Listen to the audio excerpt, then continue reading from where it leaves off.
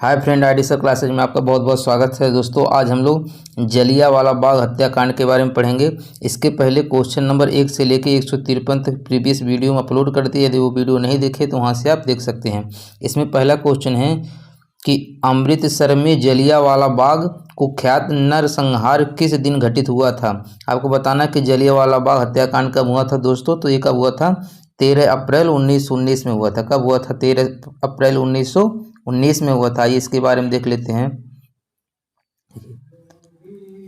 कि 13 अप्रैल 1919 को अमृतसर के जलियांवाला बाग में डॉक्टर सतपाल और सैफुद्दीन किचलू की गिरफ्तारी के विरोध हो रही जनसभा पर जनरल आर डायर ने अंधाधुंध गोलियां चलवाई, जिससे सरकारी रिपोर्ट के अनुसार 379 व्यक्ति, कांग्रेस समिति के अनुसार लगभग 1000 व्यक्ति मारे गए।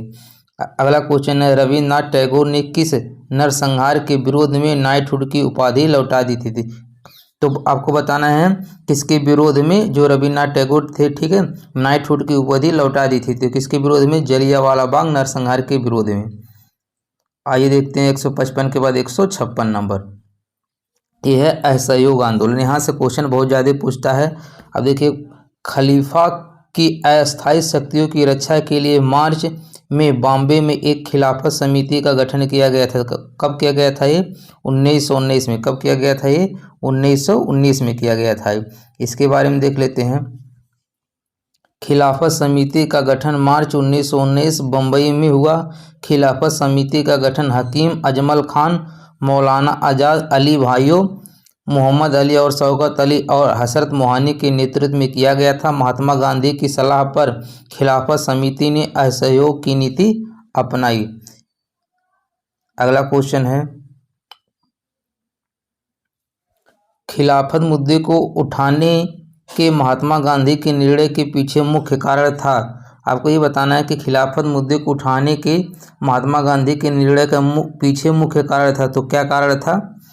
हिंदुओं और मुसलमानों के बीच अधिक एकता लाने के लिए। गांधी जी ने ऐसा क्यों किया था?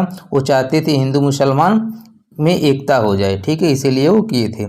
अगला क्वेश्चन है, देखिए इसके बारे में, खिलाफत मुद्दे को महात्मा गांधी ने हिंदुओं और मुस्लिमों के बीच एकता स्थापित करने के एक अभूतपूर्व अवसर के रूप में देखा।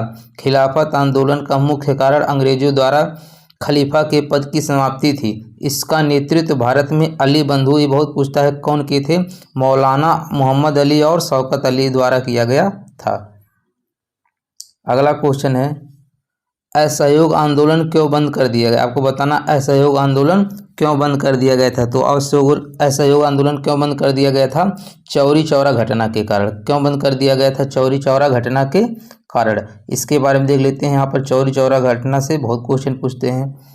असहयोग आंदोलन के दौरान 4 फरवरी, कहीं कहीं आपको 5 फरवरी लिखा मिलेगा, ठीक है, कहीं कहीं 4 फरवरी लिखा है, कहीं कहीं 5 फरवरी। तो 4 फरवरी 1922 ईस्वी को चौरी चौरा में आंदोलनकारियों का एक जुलूस निकला था। ये ध्यान रखिएगा कि ये जो चौरी चौरा कांड हुआ था, ये कब हुआ था? यहाँ पर 4 फरवरी 1922 को, इतना डेट याद रखिएगा। एक जुलूस निकला था। जुलूस पर पुलिस ने गोली चलाई, जिससे जुलूस में शामिल लोग उत्तेजित हो गए। क्रुद्ध भीड़ ने पुलिस थाने पर हमला करके उसमें आग लगा दी, जिसमें 23 पुलिसकर्मी मारे गए। इस घटना की खबर मिलते ही महात्मा गांधी जी ने आंदोलन वापस लेने की घोषणा कर दी। उन्होंने कांग्रेस कार्यकारिणी से इस फैसले को स्वीकृति देने की अपील की। 12 फरवरी 1922 को असहयोग आंदोलन समाप्त हो गया। कब समाप्त हो गया था? ये 12 फरवरी 1922 को असहयोग आंदोलन समाप्त हो गया था। अगला क्वेश्चन है, निम्नलिखित में से कौन सा अधिनियम मॉन्टेग्यू चेम्सफोर्ड रिपोर्ट पर आधारित था। आपको बताना है इसमें कौन सा अधिनियम था। तो कौन सा अधिनियम था ये? भारत सरकार अधिनियम 1919। कौन था? भारत सरकार अधिनियम 1919। इसके बारे में देख लेते हैं, ये काफ़ी इंपॉर्टेंट है। भारत सरकार अधिनियम 1919 मॉन्टेग्यू चेम्सफोर्ड रिपोर्ट पर आधारित है। इस अधिनियम द्वारा भारत में पहली बार प्रत्यक्ष चुनाव प्रणाली अपनाई गई। सांप्रदायिक आधार पर निर्वाचन प्रणाली का विस्तार करते हुए इसे सिखों, ईसाइयों, आंग्ल भारतीयों तथा यूरोपियों पर लागू कर दिया गया। इस अधिनियम के तहत प्रांतों में द्वैध शासन प्रणाली लागू की गई। बस ये वाला लाइन जरूर ध्यान रखिएगा। इस अधिनियम के तहत प्रांतों में द्वैध शासन प्रणाली लागू की गई थी। अधिनियम का मुख्य उद्देश्य भारतीय शासन में भारतीयों की भागीदारी को बढ़ावा था। अगला क्वेश्चन देखते हैं 159 के बाद 160। अगला क्वेश्चन है असहयोग आंदोलन किस सन में प्रारंभ हुआ। आपको बताना है कि असहयोग आंदोलन किस सन में प्रारंभ हुआ। तो किस सन में प्रारंभ हुआ था ये 1920 में। कब हुआ था ये 1920 में हुआ था। इसके बारे में देख लेते हैं। देखिए असहयोग आंदोलन से क्वेश्चन पूछेगा ही पूछेगा। असहयोग आंदोलन की शुरुआत गांधी जी द्वारा 1 अगस्त 1920 ईस्वी इसी दिन तिलक की मृत्यु हो गई थी को हुई। असहयोग कार्यक्रम पर विचार हेतु सितंबर 1920 में कलकत्ता में कांग्रेस का विशेष अधिवेशन बुलाया गया। गांधी जी की असहयोग प्रस्ताव का विरोध सर्वप्रथम एनी बेसेंट ने किया, जबकि प्रमुख विरोधी CR दास थे, जिनका विरोध विधान परिषदों के बहिष्कार को लेकर था। मदन मोहन मालवीय, CR दास, बिपिन चंद्र पाल, मोहम्मद अली जिन्ना, शंकरन नायर के विरोध के बावजूद अली बंधुओं तथा मोतीलाल नेहरू के सहयोग से प्रस्ताव पास हो गया था। दिसंबर 1920 ईस्वी में नागपुर में कांग्रेस का वार्षिक अधिवेशन वीर राघवाचारी की अध्यक्षता में हुई, जिसमें CR दास ने असहयोग आंदोलन से संबंध प्रस्ताव रखा। इस प्रस्ताव में उपाधियों एवं प्रशस्तियों को लौटाना, सरकारी स्कूल, कॉलेज, अदालत तथा विदेशी कपड़ों के बहिष्कार के साथ रचनात्मक कार्यों जैसे चरखा वितरण, स्वदेशी शिक्षण संस्थाओं की स्थापना, मद्यपान निषेध एवं अस्पृश्यता के अंत का उल्लेख था। अगला क्वेश्चन है कि असहयोग आंदोलन कब वापस ले लिया गया।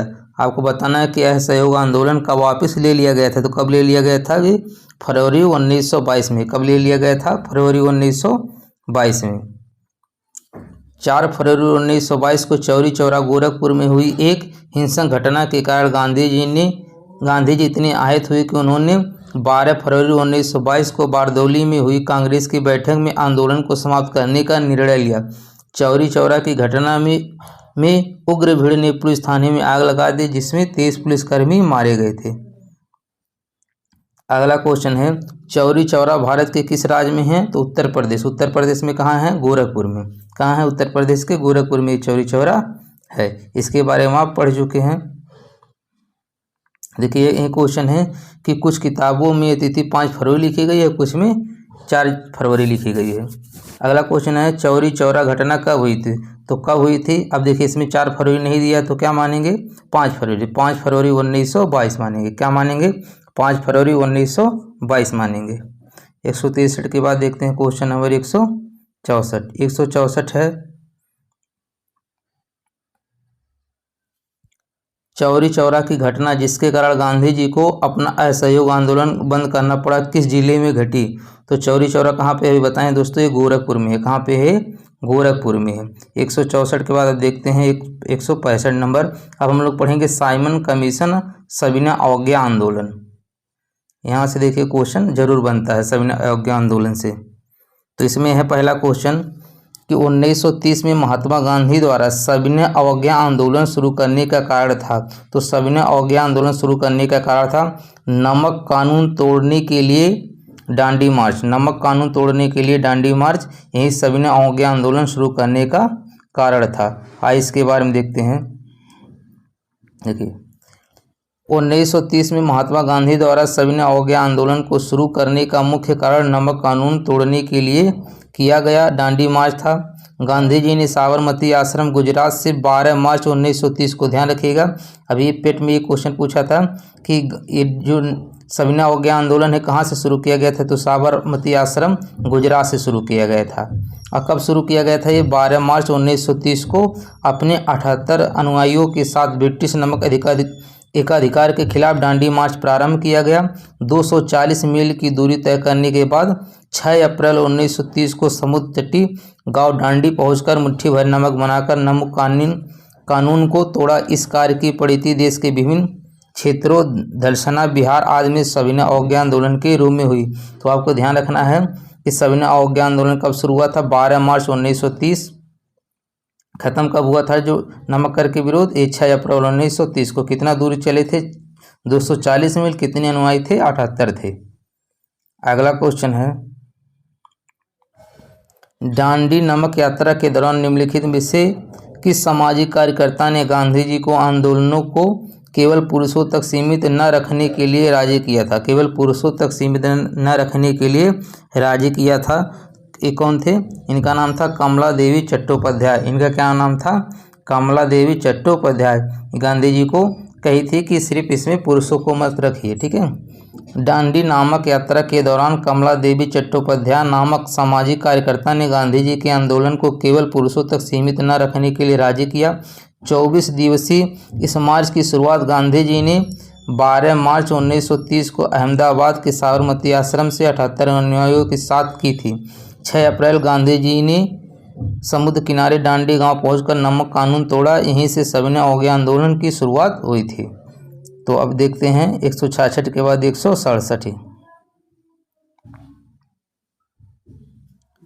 अंग्रेजों के साथ किस समझौते के बाद गांधी जी द्वारा सविनय अवज्ञा आंदोलन को 1931 में बंद कर दिया गया था? अंग्रेजों के द्वारा किस समझौते के बाद गांधी जी द्वारा सविनय अवज्ञा आंदोलन 1931 में बंद कर दिया गया था? तो कौन था इसमें? एक गांधी इरविन पैक्ट। क्या था? गांधी इरविन पैक्ट था। आइए इसके बारे में देख लेते हैं। मार्च 1931 को गांधी इरविन समझौते के बाद गांधी जी द्वारा सविनय अवज्ञा आंदोलन को बंद कर दिया गया। गांधी इरविन पैक्ट को दिल्ली पैक्ट के नाम से भी जाना जाता है। श्री के.एम. मुंशी ने इस समझौते को भारत के संवैधानिक इतिहास में एक युग प्रवर्तक घटना कहा। चलिए देखते हैं अगला क्वेश्चन। अगला क्वेश्चन है, निम्नलिखित में से किस व्यक्ति को साइमन कमीशन के अध्यक्ष के पद पर नियुक्त किया गया था?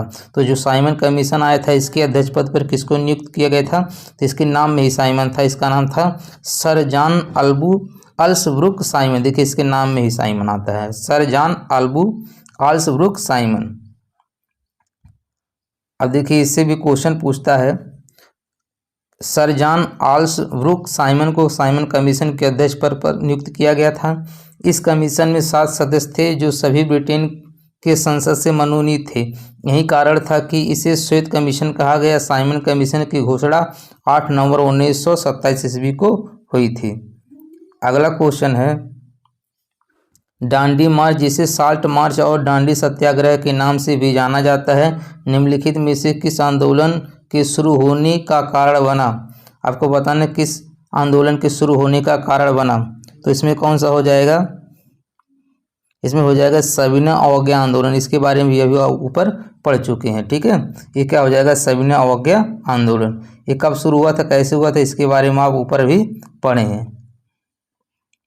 अगला क्वेश्चन है, साइमन कमीशन किस वर्ष भारत में प्रथम बार आया था? तो किस वर्ष प्रथम बार आया था? तो ये था 1928 में। बन के 1927 में तैयार हुई थी, लेकिन आया कब था भारत में? 1928 में आया था। 170 के बाद देखते हैं 171। यहाँ से देख लीजिए थोड़ा सा। देखिए, साइमन कमीशन का गठन 1927 ईस्वी में किया गया। इस कमीशन के अध्यक्ष सर जॉन साइमन थे। इस कमीशन के सभी सदस्य ब्रिटिश थे। यह दल 3 फरवरी 1928 ईस्वी को भारत पहुंचा। किसी भी भारतीय के सदस्य न हुए बनाए जाने के कारण संपूर्ण देश के विरुद्ध स्वरूप हड़ताल, साइमन गो बैक के नारे के साथ जुलूस निकाला गया। अगला क्वेश्चन है कि साइमन कमीशन का विरोध करते हुए पुलिस हमले के कारण किस राष्ट्रवादी नेता की मृत्यु हो गई? साइमन कमीशन का विरोध करते हुए पुलिस हमले के कारण किस राष्ट्रवादी नेता की मृत्यु हो गई थी? तो किसकी मृत्यु हो गई थी? इनका नाम था लाला लाजपत राय। इनका क्या नाम था? Lala Lajpat Rai. Simon commission white man commission 3 फरवरी 1928 को भारत आया। सारे देश में नारा लगा Simon go back. Simon commission जब लाहौर पहुंचा तो लाला लाजपत राय के नेतृत्व में उसके खिलाफ प्रदर्शन किया गया। पुलिस की लाठीचार्ज के कारण दिसंबर 1928 में लाला लाजपत राय की मृत्यु हो गई। साइमन कमीशन का उद्देश्य उत्तरदायी सरकार की प्रगति की दिशा में किए गए कार्यों को समीक्षा करना था। अगला क्वेश्चन है, सविनय अवज्ञा आंदोलन का मुख्य उद्देश्य क्या था? सविनय अवज्ञा आंदोलन का मुख्य उद्देश्य क्या था? तो इसके बारे में भी आप ऊपर अभी पढ़ चुके हैं। क्या था? नमक कर के विरुद्ध। नमक कर के विरुद्ध ही सविनय अवज्ञा आंदोलन प्रारंभ किया गया था। इसके बारे में भी आप पढ़ चुके हैं। यहाँ से आप पढ़ लीजिए 173 के। अब देखते हैं 173 में कौन होगा। थोड़ा सा छोटा करते हैं इसको। देखिए, सविनय अवज्ञा आंदोलन के शुरुआत के पहले वायसराय को गांधी जी की 11 सूत्री चेतावनी दिया गया था। इस चेतावनी के संदर्भ में क्या सही है? क्वेश्चन जब एग्जाम में मिले तो सबसे पहले देख लेना क्या सही है पूछा है कि नहीं पूछा है। यहीं से ज़्यादा क्वेश्चन गलत करके लोग आते हैं। तो आपको इसमें पूछा है कि क्या सही है, तो इसमें क्या सही है आपको बताना है। तो रुपया डॉलर विनिमय दर को कम करना, ये नहीं सही है। रुपया डॉलर विनिमय दर को कम करना ये नहीं सही है। बाकी जब एक हट गया, देखिए ये नहीं सही, तो पहला ऑप्शन हट जाएगा, दूसरा ऑप्शन इस सी वाला हट जाएगा और डी वाला, तो कौन बचेगा? एक बी ही तो बचेगा। भू राजस्व में 50% की कमी करना ये भी था। राजनीतिक कैदियों को रिहा करना ये भी था। दूसरा और तीसरा था, पहला नहीं था। रुपया डॉलर विनिमय दर को कम करना ये नहीं था। तो यहीं से आपका 3 ऑप्शन हट जाएगा, तो एक ही ऑप्शन सही हो जाएगा। ठीक है, 173 का कौन सा हो जाएगा? ये बी वाला हो जाएगा। 173 का क्या हो जाएगा? बी हो जाएगा। आइए देखते हैं। देखिए, सविनय अवज्ञा आंदोलन 1930-31 प्रारंभ करने के पूर्व गांधी जी ने सरकार को से एक बार फिर समझौता करने का प्रयास किया। गांधी जी ने यंग इंडिया में एक लेख प्रकाशित कर सरकार के समक्ष 11 सूत्री मांग रखी। इन मांगों को स्वीकार तथा अस्वीकार करने के लिए 31 जनवरी 1930 ईस्वी तक समय दिया, जो सरकार द्वारा अस्वीकार कर दिए गए थे। ठीक है, इनमें कौन 11 सूत्री मांग थी ये भी देख लीजिए, उतना इम्पोर्टेंट नहीं है, लेकिन फिर भी यहाँ से आप स्क्रीनशॉट लेके पढ़ लीजिएगा। ठीक है, यही थे 11। अभी अगला क्वेश्चन देखते हैं, गांधी इरविन समझौता गोलमेज सम्मेलन। यहाँ से क्वेश्चन जरूर पूछता है। तो भारत सरकार अधिनियम 1935 के अनुसार मुख्य न्यायाधीश के साथ कितने न्यायाधीशों की नियुक्ति की गई थी? ध्यान रखना है, मुख्य न्यायाधीश के साथ कितने न्यायाधीश की नियुक्ति की गई थी? तो कितनी की गई थी? 6। ठीक है, कितनी की गई थी? 6। अब ये पूछा है कि मुख्य न्यायाधीश के साथ कितने न्यायाधीश, तो इसमें ये नहीं पूछा है कि इसके साथ, देख ध्यान रखिए के अनुसार मुख्य न्यायाधीश के साथ कितने न्यायाधीशों की नियुक्ति की गई थी। तो कितने न्यायाधीश थे? 7, सॉरी कितने थे? 6 थे और एक मुख्य न्यायाधीश थे, तो इनको मिला के कितने हो गए थे? 7। लेकिन कितने अन्य न्यायाधीश थे? 6 थे। ये क्वेश्चन पूछा गया, बहुत लोग इसमें 7 करके आए थे, जो गलत हो गया था। हाँ देखिए, भारत सरकार अधिनियम 1935 द्वारा एक संघीय न्यायालय की स्थापना की गई। यह दिल्ली में स्थित था तथा भारत का पहला उच्च न्यायालय था। इसमें एक मुख्य न्यायाधीश, 6 अन्य न्यायाधीश हो सकते थे। भारतीय उच्च न्यायालय के प्रथम न्यायाधीश मॉरिस ग्वेर थे। अगला क्वेश्चन है, पूना समझौता जो 1932 में हुआ था, ये भी पूना पैक्ट के नाम से जाना जाता है। पूछेगा कब हुआ था? 1932, डेट भी याद रखिएगा। इनके मध्य एक करार था। पूना पैक्ट किनके मध्य एक करार था आपको बताना है। तो किनके मध्य था ये? अम्बेडकर और गांधी जी की। ठीक है, अम्बेडकर और गांधी जी के बीच पूना पैक्ट हुआ था 1932 में। आइए इसके बारे में देखते हैं कि 24 सितंबर 1932 को डॉक्टर भीमराव अम्बेडकर और महात्मा गांधी के मध्य एक समझौता हुआ। इसे पूना समझौता या पूना पैक्ट के नाम से जाना जाता है। गोलमेज सम्मेलनों में डॉक्टर अम्बेडकर और राय बहादुर के प्रयत्नों से 16 अगस्त 1932 को ब्रिटिश सरकार द्वारा घोषित कम्युनल अवार्ड में दलितों को पृथक निर्वाचन की स्वतंत्र राजनीतिक अधिकार मिला। गांधी जी ने इसकी घोषणा होने पर यरोदा जेल में 18 अगस्त 1932 को दलितों को मिली पृथक निर्वाचन के अधिकार के विरोध में 20 सितंबर 1932 में आमरण अनशन की घोषणा की। अतः 24 सितंबर 1932 को दलितों और हिंदुओं के मध्य पूना समझौता हुआ था। चलिए देखते हैं अगला क्वेश्चन। अगला क्वेश्चन से पहले दोस्तों, यदि आप चैनल पर न्यू हैं तो प्लीज़ इसको सब्सक्राइब जरूर कर दीजिएगा। वीडियो आपको अच्छा लगेगा तो लाइक कमेंट करके फीडबैक जरूर दीजिएगा। सपोर्ट करने के लिए अपने दोस्तों के पास इसको शेयर भी कर दीजिएगा। आइए देखते हैं अगला क्वेश्चन। निम्नलिखित में से किसने सभी तीनों गोलमेज सम्मेलनों में भाग लिया था? ये सबसे इम्पोर्टेंट है। सभी तीनों गोलमेज जो सम्मेलन होते उसमें एकमात्र भीमराव अम्बेडकर जी थे, इन्होंने तीनों में भाग लिया था। ठीक है, यहाँ से जरूर क्वेश्चन पूछता है कि प्रथम गोलमेज सम्मेलन कब हुआ था, दूसरा कब हुआ था, तीसरा, तो इसको पढ़ना बहुत जरूरी है। तीनों गोलमेज सम्मेलन में डॉक्टर भीमराव अम्बेडकर ने भाग लिया था। प्रथम गोलमेज सम्मेलन कब हुआ था? ये हुआ था आपका 12 नवंबर 1930 से 19 जनवरी 1931 ईस्वी तक। प्रथम गोलमेज सम्मेलन कब हुआ था? तो 30 से 31 के बीच हुआ था। स्थान याद करने की जरूरत नहीं, बस ये डेट याद रखिएगा। ठीक है, स्थान कहाँ पे हुआ था? सेंट जेम्स पैलेस लंदन में हुआ था। उद्घाटन ब्रिटिश प्रधानमंत्री रैमजे मैकडोनाल्ड थे। प्रतिनिधियों की संख्या 89 थी। दलितों की तरफ से भीमराव अम्बेडकर भी शामिल हुए थे। दूसरा गोलमेज सम्मेलन का हुआ था, देखिए ऐसे ध्यान रखिएगा, पहला 30 में हुआ था, दूसरा 31 में, तीसरा 32 में।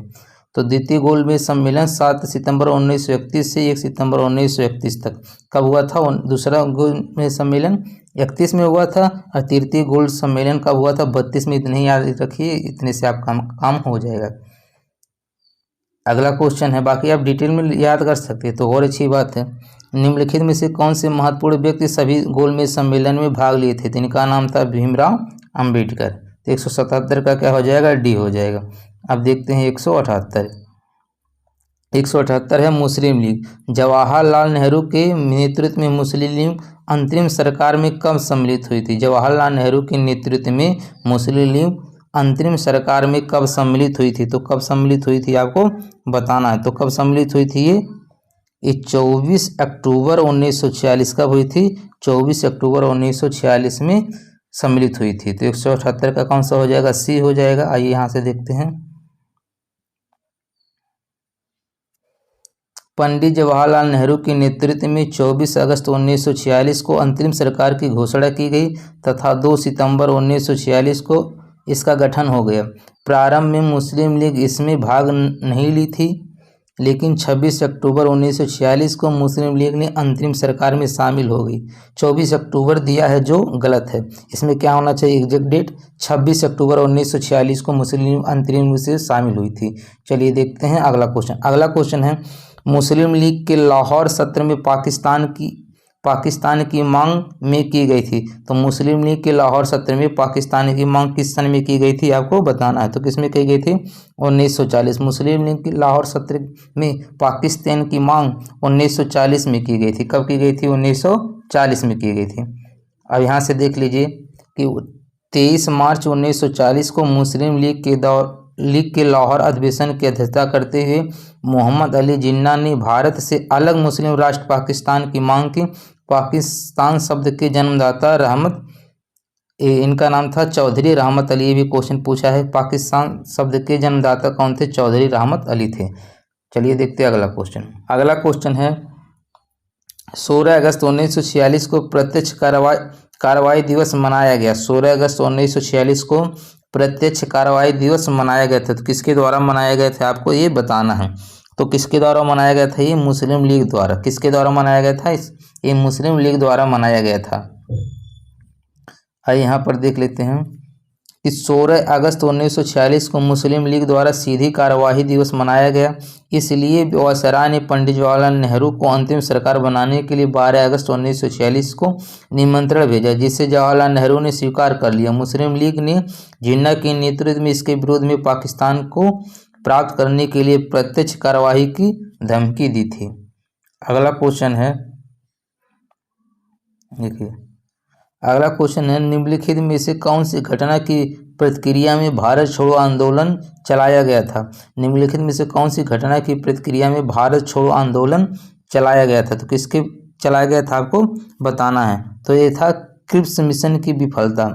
क्रिप्स मिशन की विफलता के बाद भारत छोड़ो आंदोलन चलाया गया था। आइए इसके बारे में देख लेते हैं, क्योंकि ये क्वेश्चन काफ़ी इंपॉर्टेंट है।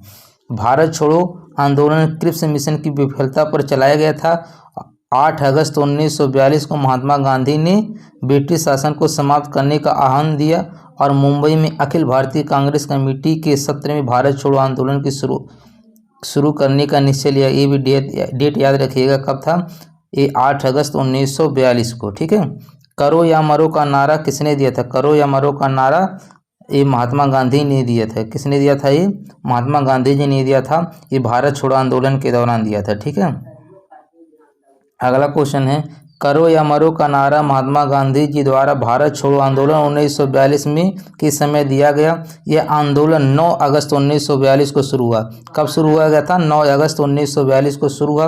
भारत छोड़ो का नारा यूसुफ मेहर अली ने लिखा था। दिल्ली चलो का नारा सुभाष चंद्र बोस ने दिया था। 182 के बाद देखते हैं 183। अब देखते हैं क्वेश्चन नंबर 183 है गांधी जी ने भारत छोड़ो आंदोलन कब शुरू किया था? आपको बताना, गांधी जी ने भारत छोड़ो आंदोलन कब शुरू किया था? तो कब शुरू किया था? ये शुरू किया था 1942 में। गांधी जी ने भारत छोड़ो आंदोलन कब शुरू किया था? 1942 में। कब किया था? 1942 में।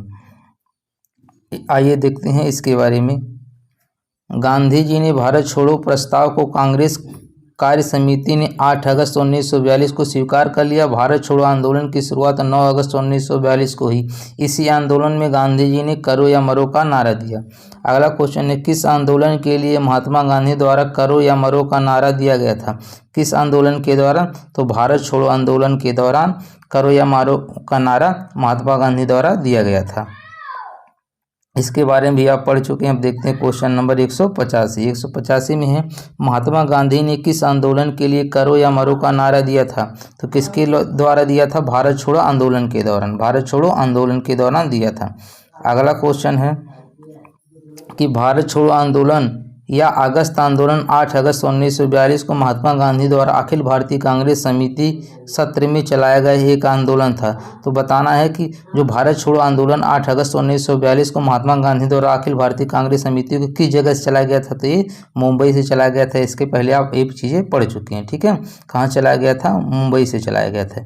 186 के बाद देखते हैं क्वेश्चन नंबर 187। अब 187 में देखिए हम लोग पढ़ेंगे कैबिनेट मिशन संविधान सभा। यहाँ से भी क्वेश्चन काफ़ी बनते हैं। निम्नलिखित में से किस ब्रिटिश मिशन योजना ने पाकिस्तान की मांग को अमान्य कर दिया था? किस ब्रिटिश मिशन या योजना ने पाकिस्तान की मांग को अमान्य कर दिया था? तो कौन था ये? Cabinet mission. कैबिनेट मिशन था, ये पाकिस्तान की मांग को अमान्य कर दिया था। अब इसके बारे में देख लेते हैं। Cabinet Mission Stafford Cripps Pethick Lawrence और ए.बी. अलेक्जेंडर ने 24 मार्च 1946 के संदर्भ में ब्रिटेन के प्रधानमंत्री क्लेमेंट एटली द्वारा हाउस ऑफ कॉमन्स में यह घोषणा की गई कि ब्रिटिश सरकार भारत की पूर्ण स्वतंत्रता के अधिकार को मान्यता प्रदान करती है। अतः भारतीयों को स्वतंत्र होने का अधिकार है तथा इसके साथ ही पूर्ण पाकिस्तान के गठन की मांग अस्वीकार कर दी गई, क्योंकि पाकिस्तान के गठन से बड़ी संख्या गैर मुस्लिम जनसंख्या हो जाएगी, इसलिए इसे अस्वीकार कर दिया गया था। और क्या कारण थे? सांप्रदायिक आत्मनिर्णय के सिद्धांत से नई समस्याएं खड़ी हो सकती है, जैसे पश्चिम बंगाल में हिंदू बहुसंख्यक में थे तथा पंजाब के जालंधर अंबाला डिवीजन में हिंदू व सिख बहुसंख्यक थे, अतः ये विभाजन की मांग कर सकते थे। पंजाब एवं बंगाल की विभाजन से क्षेत्रीय संधियां खतरे में पड़ सकती थी। सशस्त्र सेनाओं का विभाजन अत्यंत खतरनाक हो सकता था। अगला क्वेश्चन है कि बलदेव सिंह अंतरिम सरकार के सदस्य स्वतंत्र भारत की पहली सरकार में थे। तो बलदेव सिंह, जिसके पास बल होगा वहीं क्या करेगा? रक्षा करेगा, इसका टिक होता है। तो बलदेव सिंह अंतिम सरकार के सदस्य स्वतंत्र भारत की पहली सरकार में क्या थे? ये रक्षा मंत्री थे। क्या थे? रक्षा मंत्री थे। चलिए देखते हैं अगला क्वेश्चन। अगला क्वेश्चन है, हम लोग पढ़ेंगे भारत का विभाजन एवं स्वतंत्रता। अब हम लोग पढ़ेंगे भारत का विभाजन एवं स्वतंत्रता। यहाँ से देखिए कौन से क्वेश्चन आपको बनते हैं। इसमें है कि निम्नलिखित में से कौन स्वतंत्र भारत का पहला भारतीय गवर्नर जनरल था? आपको बताना है कि कौन सा स्वतंत्र भारत का पहला भारतीय गवर्नर जनरल था। तो कौन था आपको बताना है। तो इसमें कौन था? सी राजगोपालाचारी। इनका क्या नाम था? सी राजगोपालाचारी। देखिए स्वतंत्र भारत का अगर पूछेगा, स्वतंत्र भारत का पहला भारतीय गवर्नर जनरल, भारतीय गवर्नर जनरल कौन होंगे?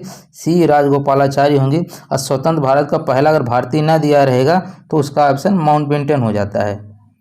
यहाँ पर देख लीजिए, स्वतंत्र भारत के प्रथम एवं अंतिम भारतीय गवर्नर जनरल चक्रवर्ती राजगोपालाचारी थे। इनका कार्यकाल 21 जून 1948 से 26 जनवरी 1950 तक था। सी राजगोपालाचारी भारत के वकील, लेखक, राजनीतिक और दार्शनिक थे। वे 10 अप्रैल 1952 से 13 अप्रैल 1954 तक मद्रास प्रांत के मुख्यमंत्री भी थे। 189 के बाद देखते हैं 190। 190 में क्वेश्चन पूछा है कि भारत का विभाजन होने पर भारत और पाकिस्तान के बीच सरहदबंदी रेखा के रूप में 17 अगस्त 1947 को निम्नलिखित में से कौन सी लाइन प्रकाशित की गई थी? आपको बताना है कि कौन सी लाइन प्रकाशित की गई थी। तो इसका नाम था रेड क्लिफ लाइन। इसका क्या नाम था? रेड क्लिफ लाइन था। अब देखिए कुछ लाइन है जो पूछता है बार बार आपके एग्जाम में, भारत का विभाजन होने पर भारत और पाकिस्तान के बीच विभाजक रेखा के रूप में सर रेडक्लिफ द्वारा 17 अगस्त 1947 को रेडक्लिफ लाइन प्रकाशित की गई थी। देखिए और विभाजक रेखाएं किसके देश में बीच हैं, पाक स्ट्रेट लाइन भारत और श्रीलंका के बीच है, डुरंड लाइन पाकिस्तान अफगानिस्तान के बीच है, मैकमोहन रेखा भारत और चीन के बीच है, अब भारत और पाकिस्तान के बीच में कौन सा है, ये रेडक्लिफ है। ठीक है, इतना आपको ध्यान रखना है। अगला क्वेश्चन है, मैकमोहन रेखा चीन की तिब्बती क्षेत्र और भारत के उत्तर पूर्व क्षेत्र के बीच की सीमा रेखा है, जिसे ब्रिटिश औपनिवेशिक प्रशासक हेनरी मैकमोहन ने 1914 के संधि पत्र में प्रस्तावित किया था। आपको बताना है मैकमोहन है ये किसके बीच में है। तो अभी पढ़े हैं दोस्तों कि जो ये मैकमोहन लाइन है भारत और चीन के बीच है, किसके बीच है, भारत और चीन के बीच में, लेकिन भारत में कहाँ पे है, शिमला के बीच में। ठीक है, देखिए मैकमोहन रेखा चीन की तिब्बती क्षेत्र और भारत के उत्तर पूर्वी क्षेत्र के बीच एक सीमा रेखा है, जिसे ब्रिटिश औपनिवेशिक प्रशासक हेनरी मैकमोहन ने 1914 में शिमला संधि पत्र में प्रस्तावित किया था। 1914 ईस्वी के बाद अगले कई वर्षों तक इस सीमा रेखा का अस्तित्व कई अन्य विवादों के कारण विवादित रहा कि 1935 में ओलफ केरो नामक एक अंग्रेज प्रशासनिक अधिकारी ने तत्कालीन अंग्रेज सरकार को इस आधिकारिक तौर पर लागू करने का अनुरोध किया। 1937 में सर्वे ऑफ इंडिया के एक मानचित्र में मैकमोहन रेखा को आधिकारिक भारतीय सीमा रेखा के रूप में दिखाया गया था। चलिए देखते हैं अगला क्वेश्चन। अगला क्वेश्चन है, किसने घोषणा की थी कि 30 जून 1948 तक ब्रिटिश द्वारा भारत को स्वतंत्रता प्रदान कर दी जाएगी। ठीक है, किसने घोषणा की थी कि भारत को स्वतंत्रता घोषणा कर दी जाएगी, तो इनका नाम था क्लीमेंट एटली। क्या नाम था इनका, क्लीमेंट एटली था। देखिए ब्रिटेन के प्रधानमंत्री क्लीमेंट एटली द्वारा यह घोषणा की गई थी, भारत सरकार द्वारा ब्रिटिश सरकार द्वारा 30 जून 1948 ईस्वी तक भारत की पूर्ण स्वतंत्रता के अधिकार को मान्यता प्रदान कर दी जाएगी। 1947 में लॉर्ड माउंटबेटन द्वारा घोषित भारत और पाकिस्तान के लिए सीमा आयोग के अध्यक्ष कौन थे, भारत और पाकिस्तान के लिए सीमा आयोग के अध्यक्ष कौन थे, तो कौन थे आपको बताना है। तो कौन थे, इनका नाम था रेडक्लिफ, सिरिल रेडक्लिफ। ये अभी ऊपर आप पढ़ चुके हैं। 193 के क्या हो जाएगा, डी हो जाएगा। अब देखते हैं क्वेश्चन नंबर 194। अब देखिए हम लोग पढ़ेंगे आज़ाद हिंद फौज सुभाष चंद्र बोस के बारे में। तो देखिए पहला क्वेश्चन इसमें है कि फॉरवर्ड ब्लॉक की स्थापना निम्नलिखित में से किसके द्वारा की गई थी, फॉरवर्ड ब्लॉक की स्थापना निम्नलिखित में से किसके द्वारा की गई थी, तो किसके द्वारा की गई थी, सुभाष चंद्र बोस के द्वारा। किसके द्वारा की गई थी, सुभाष चंद्र बोस के द्वारा। फॉरवर्ड ब्लॉक की स्थापना 1939 में सुभाष चंद्र बोस ने की थी। सुभाष चंद्र बोस एक उग्र राष्ट्रवादी थे। उन्होंने द्वितीय विश्व युद्ध के दौरान अंग्रेजों के विरुद्ध इंडियन नेशनल आर्मी का गठन किया था। भारत को ब्रिटिश नियंत्रण से मुक्त कराने के लिए भारतीय राष्ट्रीय सेना का गठन किसने किया था, तो किसने किया था, भारतीय राष्ट्रीय सेना का गठन किसने किया था। देखिए इसमें जो चारों ऑप्शन है ये कुछ ना कुछ गलत है। यहाँ ये देख लेते इसके बारे में क्या गलत है। देखिए बैंकॉक में भारतीय स्वतंत्रता के लिए कार्यरत ज्ञानी प्रीतम सिंह जो गदर पार्टी के सदस्य थे, जापान के सहयोग से स्वतंत्र भारतीय सेना का गठन करना चाहते थे। इन्होंने जापान के मेजर आई वाची फूजीवारा के साथ मिलकर कैप्टन मोहन सिंह के नेतृत्व में 1942 में इंडियन नेशनल आर्मी का गठन किया था। अतः INA को व्यवहारिक रूप में मोहन सिंह ने गठित किया था, जबकि यह मेजर आईवाची फूजीवारा और ज्ञानी प्रीतम सिंह के मस्तिष्क की उपज थी।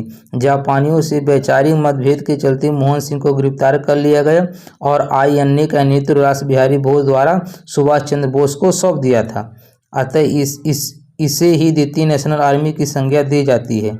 इसे ही आज़ाद हिंद फौज भी कहा जाता है। अतः कहा जा सकता है कि INA का गठन मोहन सिंह ने किया था। सुभाष चंद्र बोस ने INA का विधिवत रूप प्रदान किया था, लेकिन आयोग ने अपनी उत्तर कुंजी में सुभाष चंद्र बोस को सही माना है। लेकिन वैसे देखा जाए इसका क्या होना चाहिए था, मोहन सिंह, लेकिन इसको माना क्या गया था, सुभाष चंद्र बोस हो जाए। ठीक है, अगला क्वेश्चन है रास बिहारी बोस द्वारा संगठित भारतीय स्वतंत्रता लीग किस संगठन का एक अग्रदूत था? रास बिहारी बोस द्वारा संगठित भारतीय स्वतंत्रता लीग किस संगठन का एक अग्रदूत था? तो किसका अग्रदूत था ये? भारतीय राष्ट्रीय फौज का। किसका था? भारतीय राष्ट्रीय फौज का था। यहाँ से आप इसके बारे में इसकी साल लेके पढ़ सकते हैं। चलिए देखते हैं अगला क्वेश्चन। अगला क्वेश्चन है, आज़ाद हिंद फौज किसके नेतृत्व में लड़ी थी? आज़ाद हिंद फौज किसके नेतृत्व में लड़ी थी? तो किसके नेतृत्व में लड़ी थी ये? सुभाष चंद्र बोस के नेतृत्व में आज़ाद हिंद फौज लड़ी थी। देखिए यहाँ पे इसके बारे में दिया है, आज़ाद हिंद फौज सुभाष चंद्र बोस के नेतृत्व में लड़ी। आज़ाद हिंद फौज का गठन 21 अक्टूबर 1943 को मोहन सिंह ने किया था। अगला क्वेश्चन है, निम्नलिखित में से किस नेता को नेताजी कहा जाता है? तो नेताजी किसको कहा जाता है? सुभाष चंद्र बोस जी को कहा जाता है। ठीक है, देखिए यहाँ से नाम और उपनाम से क्वेश्चन पूछता है। तो कायदे आजम किसको कहा जाता है? मोहम्मद अली जिन्ना को। राष्ट्रपति महात्मा गांधी को कहा जाता है। और नेताजी सुभाष चंद्र बोस जी को कहा जाता है। नेताजी सुभाष चंद्र ने आज़ाद हिंद सरकार की स्थापना कब की थी? नेताजी सुभाष चंद्र ने, ठीक है, सुभाष ने आज़ाद हिंद सरकार की स्थापना कब की थी? तो कब की थी आपको बताना है। चलिए बताइए कब की थी? ये अक्टूबर 1943 में। कब की थी? अक्टूबर 1943 में। ठीक है, अब देखिए यहाँ पर नेताजी सुभाष चंद्र बोस ने आज़ाद हिंद सरकार की स्थापना अक्टूबर 1943 में की थी। सुभाष चंद्र बोस 2 जुलाई 1943 में को सिंगापुर पहुंचे। 5 जुलाई 1943 ईस्वी को रास बिहारी बोस ने भारतीय स्वतंत्रता लीग की अध्यक्षता सुभाष चंद्र बोस को सौंप दी और स्वयं परामर्शदाता बन गए। 21 अक्टूबर 1943 ईस्वी को सुभाष चंद्र बोस ने आज़ाद हिंद फौज के सर्वोच्च सेनापति की हैसियत से सिंगापुर में स्वतंत्र भारत की अस्थायी सरकार की स्थापना की। यहीं से बोस ने दिल्ली चलो और तुम मुझे खून दो और मैं तुम्हें आज़ादी दूंगा जैसे नारा दिया। ठीक है, हम लोग नेक्स्ट वीडियो में गवर्नर जनरल वायसराय को देखेंगे। तब तक के लिए धन्यवाद। ये दोस्तों आप चैनल पे न्यू हैं तो प्लीज़ इसको सब्सक्राइब कर लीजिए। वीडियो आपको अच्छा लगेगा तो लाइक कमेंट फीडबैक जरूर दीजिए। तब तक के लिए धन्यवाद।